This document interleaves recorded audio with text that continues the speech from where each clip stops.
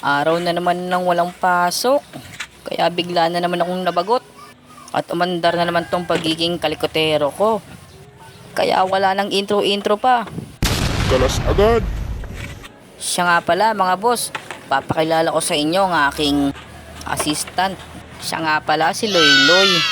Kakaiba nga pala tong assistant ko. Kasi utos ko, gawa ko. Yan na nga, nakalas ko na. At nang dahil 6 months na nga ang nakalipas, lilinisin ko na ulit tong aking throttle body. Nang sa ganon, iwas aberya sa araw-araw kong biyahe. Yan na nga, bumungad ng makakapal na alikabok. Ano pa nga dapat gawin?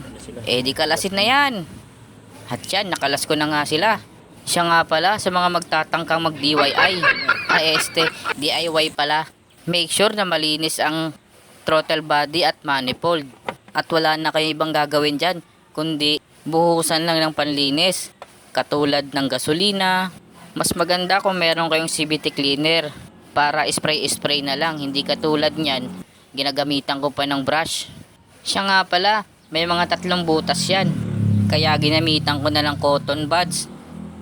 Parang tenga lang, ang daming tutuli. Yan nga pala ang fuel injector. Binabad ko na lang.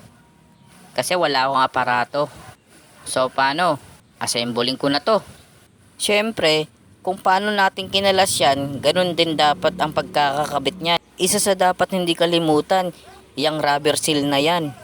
Para walang singaw. Sa pagkabit ng manifold, hindi naman kayo mahirapan yan. Kasi nakapix naman yan. Kaya ilalagay ko na yung 2 tornilyo niyan. Op! Joke lang yon. Wag na wag kayong magtatangkang ikabit ng mali ang 2 bolts na yan. Baka mapabili kayo ng bago ulit. At dapat pag naghigpit kayo ng bolts, wag nyong gagamitan ng ngiwi na parang ganito. Siya nga pala, wag kayong basta-basta magtatanggal ng air screw na yan. Hindi yan pinipihit para itono mo yung makina. Para yan sa hangin papunta dun sa throttle. Sa pag-assemble ulit ng throttle body at manifold, wag na wag kayong magmamadali na parang hinahabol kayo ng 7 demonyo. What? Nang sa ganon, iwas back job.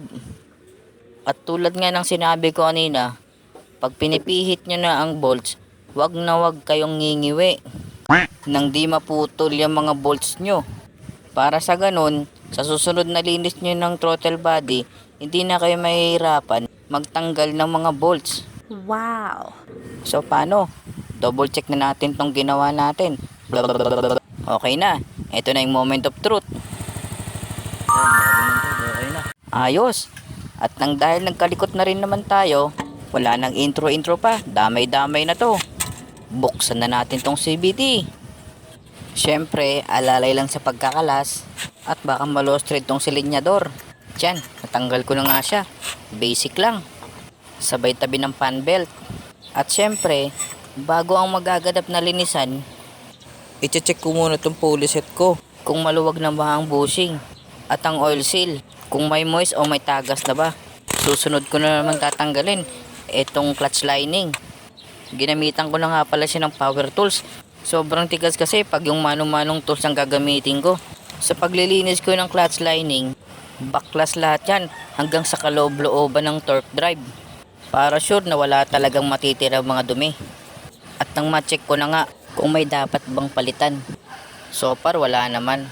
Kaya linis lang talaga malala ang gagawin ko ngayon.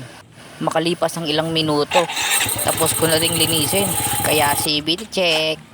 Siyempre hindi ko rin kinakalimutang linisin ang crankcase. Lalong lalo na sa gear ng kickstart. Oh ayan, natapos ko na rin. Ibabalik ko na lahat ng kinalas ko. Yun lang.